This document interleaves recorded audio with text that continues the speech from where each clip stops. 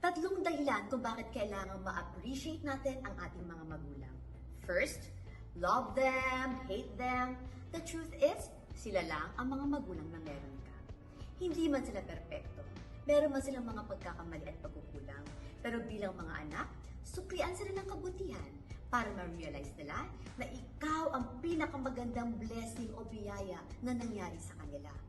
Let them learn from you, a good, pure, and beautiful person such as you are.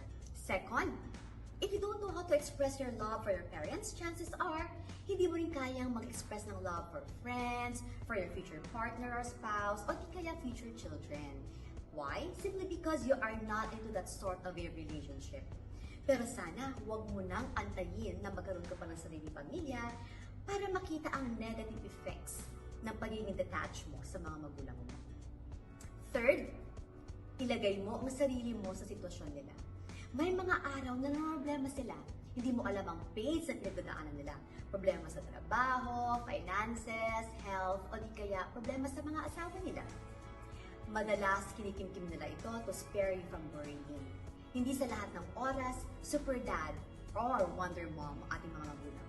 There will be days that they cannot smile for us and they cannot be strong for us. Kaya naman, mga anak, pasalamatan, ipakita ang pagmamahal sa mga magulang. Huwag nang mag-antay ng tamang panahon because love should be reason enough.